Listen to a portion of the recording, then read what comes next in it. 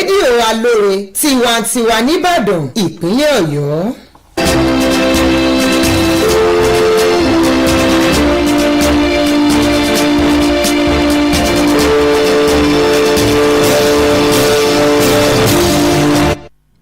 aago mẹ́rin ti lù. èyí ni rédíò Alóore tó kalẹ̀ sí yàrá ìgbóhùnsáfẹ́fẹ́ GSM ní iléeṣẹ́ ètò ìròyìn àṣà àti ìrìnàjò afẹ́ ti ìpínlẹ̀ Ọ̀yọ́ ní secretariat Agodi Ìbàdàn. ìròyìn àgbáyé la mú wá fún yín. orúkọ tèmi ni Abdullahi Salman. ṣáájú ẹ gbọ́ kókó tó wà nínú ìròyìn náà. ìjọba ìpínlẹ̀ Ọ̀yọ́ ti buwọ́ lu àtúnṣe àfikún ojú ọ̀nà oní kìlómítà márùndínlógójì dín díẹ̀ mítà Ìṣẹ́yìn sí Fáṣọlá títí dé ìlú Ọ̀yọ́. ìfẹ̀hónúhàn wáyé nílùú Ìbàdàn látàrí ọlọ́kadà kan tí ó gbẹ̀mí mì nípasẹ̀ ọmọ ẹgbẹ́ awakọ̀. àwọn aṣòfin ṣàfikún ọjọ́ orí ìfẹ̀yìntì àwọn olùkọ́. ní ilẹ̀ òkèrè, orílẹ̀-èdè Amẹ́ríkà kìlọ̀ fún orílẹ̀-èdè Russia lórí ìkọlù. ẹ lè darapọ̀ mọ́ lórí ìkànnì abánidọ́rẹ̀ẹ́ wa tá a mọ̀ sí Facebook www.facebook.com/aloreradio tàbí lórí YouTube wa Alóore Radio tàbí lórí wẹ́bsáìtì wa www.aloreradio.com tàbí lórí Play Store wa. ẹ gbọ́ ìròyìn náà lẹ́kùnrẹ́rẹ́. ìjọba ìpínlẹ̀ Ọ̀yọ́ ti buwọ́ lu àfikún iṣẹ́ ojú ọ̀nà oní kìlómítà márùndínlógójì dín díẹ̀ ti mítà Ìṣẹ́yìn sí Fáṣọlá títí dé ìlú Ọ̀yọ́, èyí tí yóò ní àfikún fífẹ̀, títóbi àti gígùn oní mítà 12.5 níbàámu pẹ̀lú àlàkalẹ̀ ohun tí ìjọba àpapọ̀ fẹ́. Kọmíṣánná fún iṣẹ́ òde àti ìgbòkègbodò ọkọ̀ nípínlẹ̀ Ọ̀yọ́ ọ̀jọ̀gbọ́n Daoud Sọ̀gọ́dọ̀yìn ló sọ èyí di mímọ̀ lásìkò tó ń bá àwọn oníròyìn sọ̀rọ̀ ní kété tí wọ́n parí ìpàdé ìgbìmọ̀ aláṣẹ ìpínlẹ̀ yìí tán. ó ṣe lálàyé pé àfikún àkànṣe iṣẹ́ yìí ni yóò ná ìpínlẹ̀ Ọ̀yọ́ ní bílíọ̀nù 1.5 náírà tí gbogbo iṣẹ́ àkànṣe lápapọ̀ yóò jẹ́ bílíọ̀nù 10 dín díẹ̀ náírà. nígbà tó ń yànnàná rẹ̀ pé àkànṣe iṣẹ́ yìí ni wọ́n ti kọ́kọ́ buwọ́lù ní oṣù keje tí ó kọjá lọ, tí àwọn ará ìlú sì ti bẹ̀rẹ̀ sí ní kọrin reki ìṣàkóso ètò wà lóde yìí. Kọmíṣánná fún iṣẹ́ òde ṣàtẹnumọ́ rẹ̀ pé ojú ọ̀nà yìí nígbà tó bá parí tán kò ní jẹ́ ojú ọ̀nà fún kíkó èrè oko nínú oko Fáṣọlá nìkan, àmọ́ yóò jẹ́ ojú ọ̀nà tí okòwò tó tún ní í ṣe pẹ̀lú ọrọ̀ ajé yóò ti máa gbèrú sí i. bákan náà, kọmíṣánná fún amúṣagbára àti àlùmọ́ọ́nì inú ilẹ̀ amòfin Ṣeun Àṣàmú sọ di mímọ̀ pé ìgbìmọ̀ aláṣẹ ìpínlẹ̀ Ọ̀yọ́ ti buwọ́ lu àtúnṣe tó lóòrìn èyí tó dé bá gbogbo oníṣẹ́ amúnáwá ní ọ́fíìsì ìjọba, ilé ìjọba àti àwọn ibùdó mìíràn. ọ̀gọ̀rọ̀ àwọn ọlọ́kadà ló ya bo ojú pópó nílùú Ìbàdàn ní olú-ìlú ìpínlẹ̀ Ọ̀yọ́ látàrí ìfẹ̀hónúhàn tí ó wáyé nígbà tí ọ̀kan lára ọmọ ẹgbẹ́ wọn tó gbẹ̀mí mì, èyí tí wọ́n sọ pé ọ̀kan lára àwọn ọmọ ẹgbẹ́ onímọ́tò fi oògùn gbá. ẹni tí ó jẹ́ aláìsí ọ̀hún tí wọ́n pe orúkọ rẹ̀ ní Dámiláre Òjó ni wọ́n sọ wípé ìtàkùrọ̀gàn wáyé láàrin òun àti àwọn ọmọ ẹgbẹ́ onímọ́tò látàrí bí ó ṣe kọ̀ láti san owó tíkẹ́ẹ̀tì tí wọ́n máa ń já, tí wàhálà sì ti bẹ̀bẹ̀ sílẹ̀ láàrin wọn. gẹ́gẹ́ bí ìròyìn, ẹni tí ìṣẹ̀lẹ̀ ń sojú rẹ̀ tí ó pe orúkọ rẹ̀ ní Owólabí Abíọ́dún sọ di mímọ̀ pé olóògbé kú ní ojú ẹsẹ̀ kí ó tó di pé wọ́n gbìyànjú láti dóòlà ẹ̀mí rẹ̀. ìṣẹ̀lẹ̀ yìí ló dá rògbòdìyàn sílẹ̀ tí àwọn ọlọ́kadà sì ṣẹ́bẹ̀ gbé òkú arákùnrin náà wá sí ọ́fíìsì gómìnà tí ó wà lágòdì. ìròyìn náà wá fìdí rẹ̀ múlẹ̀ pé ọwọ́ ti bà 3 nínú àwọn ọmọ ẹgbẹ́ onímọ́tò tí wọ́n sì ti wà ní àkàtà àwọn ọlọ́pàá. ilé ìgbìmọ̀ asòfin aṣojú-ṣòfin orílẹ̀-èdè wa ti buwọ́lu àbá tí yóò ṣe àfikún ọjọ́ orí tí àwọn olùkọ́ yóò máa fẹ̀yìntì lẹ́nu iṣẹ́ ọba láti ọjọ́ orí 60 sí ọdún 75. Ìbuwọ́lù àwọn asòfin ọ̀hún ló wáyé látàrí àgbéyẹ̀wò tó nípọn lórí àbá náà èyí tí olórí ìgbìmọ̀ ilé tó ń darí ẹ̀ka ẹ̀kọ́ ọ̀nàrẹ́bù Àdó Dògúwà àti ọ̀nàrẹ́bù Adékọ́yà Abdulmajid gbé síwájú ilé. Bákan náà ni àbá ọ̀hún tún ṣe àfikún ọdún tí wọn yóò máa lò ní ẹnu iṣẹ́ láti ọdún 45 sí 40 ọdún.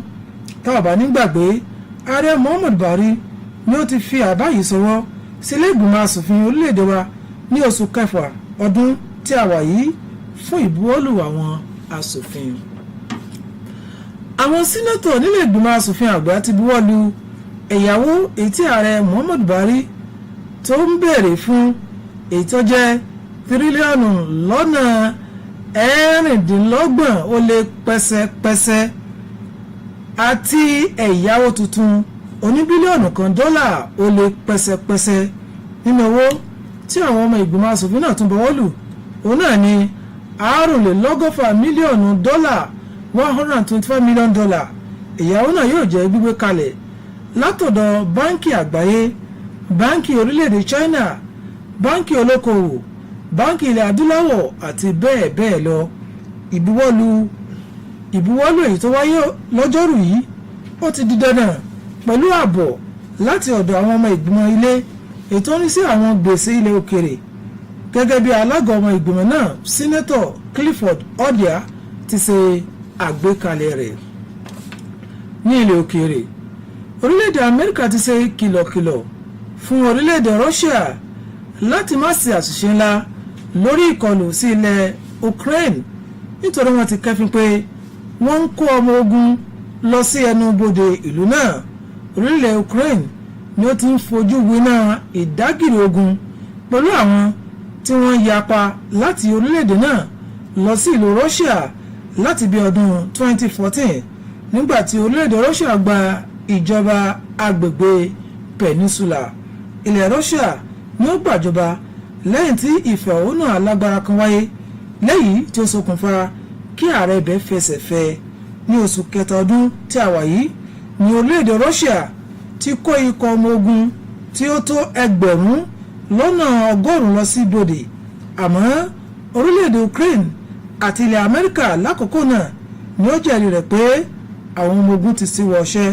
mínísítà fún ọ̀rọ̀ òkèrè lórílẹ̀-èdè Ukraine Dmytro Kuleba ti ń wá ọ̀nà láti ṣiṣẹ́ papọ̀ pẹ̀lú orílẹ̀-èdè Amẹ́ríkà láti dáàbò bo ẹnu bodè rẹ̀. kò ní jù báyìí lọ fún tòní, ṣùgbọ́n kí n tó máa lọ ẹ gbọ́ kókó tó wà nínú ìròyìn náà lẹ́ẹ̀kan sí i. ìjọba ìpínlẹ̀ Ọ̀yọ́ ti buwọ́lu àtúnṣe àfikún ojú ọ̀nà oní kìlómítà 15 mítà Ìṣẹ́yìn sí Fáṣọlá títí dé ìlú Ọ̀yọ́. ìfẹ̀hónú wáyé nílùú Ìbàdàn látàrí ọlọ́kadà kan tí ó gbẹ̀mí mì nípasẹ̀ ọmọ ẹgbẹ́ awakọ̀.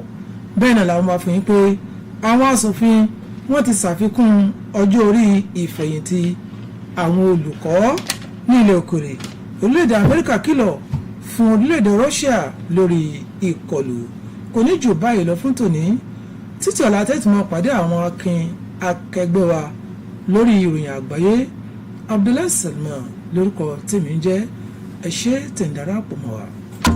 ìlú ló láṣẹ ẹjẹ́ ìlú ó jẹun náà ìdí ní tó fi jẹ́ pé ẹ̀tọ́ ìgbà fún òṣè ní kíkọ́ ẹ̀rí bí ní ètò ẹ̀kọ́ wáyé díẹ̀ náà ìlú ló láṣẹ ẹjẹ́ ìlú ó jẹun náà ilé ìwòsàn alábọ́dé bí ogójì tó ti wẹ̀wù ọ̀tọ̀ pẹ̀lú àwọn òṣìṣẹ́ ẹ̀rí bí ètò ẹ̀kọ́ wá ṣe iṣẹ́ tó kojú owó iṣẹ́ sì ti fẹ́ parí pẹ̀lú ilé ìwòsàn alábọ́dé bí òkèjàdó òpínlẹ̀ Ọ̀yọ́ pẹ̀lú àwọn òṣìṣẹ́ ohun amáyédẹrùn àti iléeṣẹ́ tó fa ìdásílẹ̀ iléeṣẹ́ ńláńlá parí pẹ̀lú òun náà ní ìpínlẹ̀ Ọ̀yọ́ fi wà níjàdó nínú àwọn ìpínlẹ̀ tí ń pawó wọlé jùlọ lábẹ́lé nílẹ̀ ọ̀pọ̀ ìṣokùnfà ìdásílẹ̀ iléeṣẹ́ ńlá láwùjọ òun náà nìpínlẹ̀ Ọ̀yọ́ fún wa ní yóò sì jẹ́ kó jẹ́ fún wa mọ̀ láìpẹ́ wọlé jùlọ lábẹ́lé nínú òṣìṣẹ́ ọ̀pọ̀ ọ̀dọ́ fẹ̀yìntì ní àǹfààní ẹ̀kọ́ṣẹ́ iṣẹ́ àgbẹ̀ lọ́nà ti gbàgbé àṣeyọrí yóò sì jẹ́ kó jẹ́ fún wa mọ̀ láìpẹ́ nípínlẹ̀ Ọ̀yọ́ àwọn òṣìṣẹ́ àtòṣìṣẹ́ fẹ̀yìntì ní wọ́n ní lásìkò àwọn aláṣẹ àṣírí Adámàsìngbà àwọn olùgbà pé tí ń sùn pẹ̀lú ìṣọ̀kan wa àwọn ìlú ti sọ lókè ìwádùn ìṣèjọba ilé-iṣẹ́ ìdìbò àwọn aláṣẹ ohun ìrìnàjò afẹ́ ìpínlẹ̀ Ọ̀yọ́ sọ fún wa pé pẹ̀lú ìṣọ̀kan wa ohun tó kù lókè yìí ó taṣọ ọgbẹ. ilé-iṣẹ́ ètò ìròyìn àṣà ohun ìrìnàjò afẹ́ ìpínlẹ̀ Ọ̀yọ́ ló ń kéde. This is Alore Radio, transmitting from GSM studio at the Ministry of Information, Culture and Tourism, Secretariat Agodi, Ibadan. This is the world news. I am Olukemi Omotosho. First, the highlights.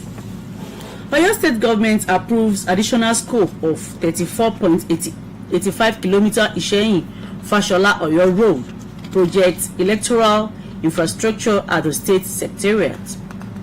Protest in Ibadan as motorists allegedly killed by PMS member.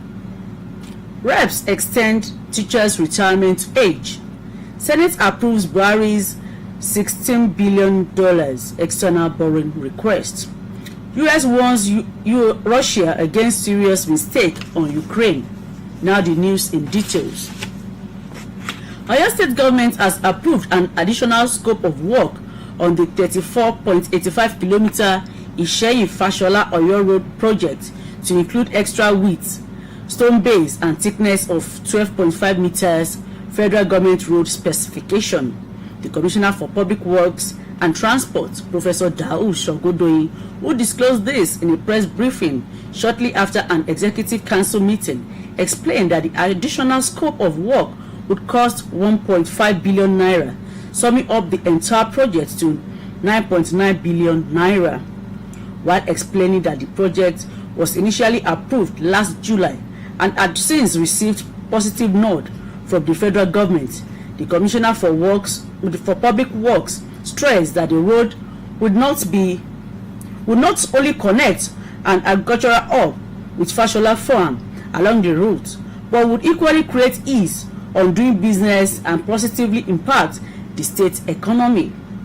Also, the Commissioner for Energy and Solid Mineral, Barrister Shehu Ashamu, disclosed that the State Executive Council has granted approval for the overhauling of electrical infrastructure at the State Secretariat, Government House, and other state government adjoining facilities.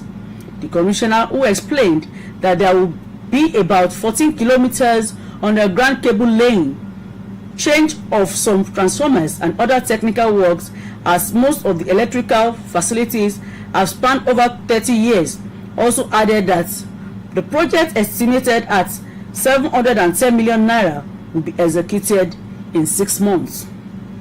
The Commissioner for Information, Culture and Tourism, Dr. Wasiu Olatunbosun, and the Chief Press Secretary, Mr. Taiwo Adisa, and other government officials were at the briefing. Hundreds of commercial motorcyclists took to the streets of Ibadan, the Oyo State capital, as they protest the death of one of their members who was allegedly hit with a charm by a suspected member of the Oyo State Park Management System, PMS.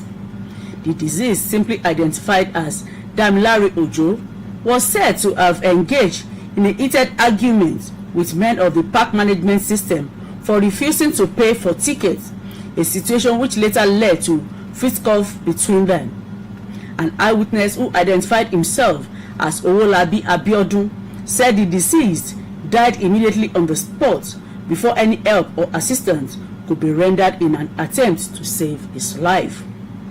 The incident led to an uproar in the axis while motorcyclists who gathered at the scene carried the remains of the deceased to the governor's office, Agodi Secretariat. It was gathered that 3 members of the park manager system have been arrested by men of the Oyo State Police Command. A combined team of mobile policemen and men of the state security outfit known as Operation Burst prevented the protesters from gaining access into the state secretariat. A cross-section of motorcyclists who spoke with journalists decried the excesses of the park managers while appealing to the state government to call them to order.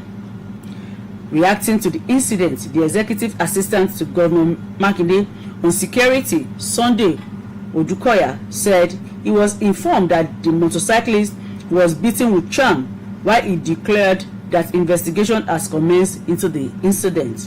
For several hours, the protesters continued to lay siege on the state secretariat, while majority of the civil servants who have closed for the day's activities were stranded for several hours. The House of Representatives has passed a bill seeking to extend the retirement age of teachers from 60 to 65 years. The legislative approval was sequel to the consideration and adoption of a report presented by the House Leader, Honorable Ado Dogua and Honorable Adekoya Abdulmojid at the plenary. The bill also extended the years of service for teachers from 35 to 40 years. It will be recalled that President Muhammadu Buhari had in June this year transmitted the executive bill to the National Assembly. The Senate on Wednesday approved President Muhammadu Buhari's external borrowing rolling plan request in the sum of $16.2 billion and 1.02 billion euro. Also approved by the upper chamber was a grant component of $125 million. The loans are to be funded by the World Bank, China Exim Bank, industrial and commercial banks, as well as African Development Bank, AFDB, among others. Wednesday's approval was sequel to the consideration of the report of the Senate Committee on Local and Foreign Debt as presented by the chairman of the committee, Senator Clifford Hodja. And on the foreign scene, the United States on Wednesday warned Russia against making another serious mistake on Ukraine as it sought clarity about troop movement near the border. Ukraine has been ensnared in a deadly war with pro-Moscow separatists in its largely Russian-speaking east since 2014, when Russia seized the Crimean Peninsula. Russia took action after mass protests led to the ousting of the president, who has suspended efforts to move closer to the European Union. Russia in March also amassed 100,000 troops on Ukraine's borders. It pulled back, but both Ukraine and the United States said at the time that the withdrawal was limited. Foreign Minister Dmytro Kuleba said Ukraine was looking to work with the United States to step up its defenses and does not intend to attack anyone. The comments followed a rare visit to Moscow last week by the director of the U.S. Central Intelligence Agency, William Burns, who spoke on the phone with President Vladimir Putin.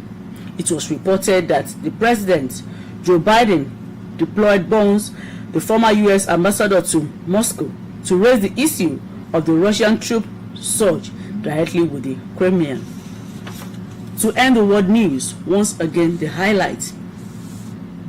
Oyo State government approves additional scope of 34.85 km Iseyin-Fashola Oyo Road project, electrical infrastructure at the state secretariat. We also brought to you protests in Ibadan as motorcyclists allegedly killed by PMS members. Reps extend teachers' retirement age, and Senate approves Buhari's $16 billion external borrowing request. And from the foreign scene, US warns Russia against serious mistake on Ukraine. That ends the world news. Like and share on www.facebook.com/Alore. And for YouTube, it is Alore Radio. Our website is www.aloreradio.com. Mobile apps available on Play Store. I am Olukemi Omotosho. Thanks for listening.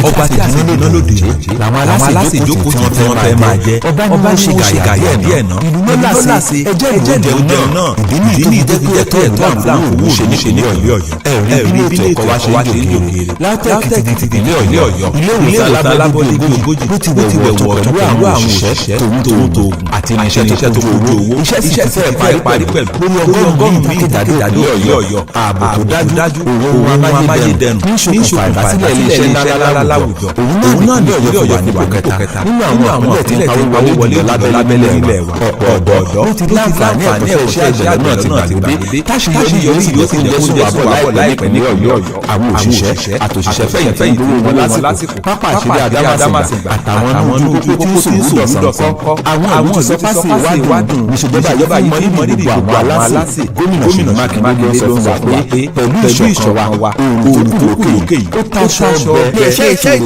àṣà òun ìrìnàjò afẹ́ ìpínlẹ̀ Ọ̀yọ́ ló ń kéde.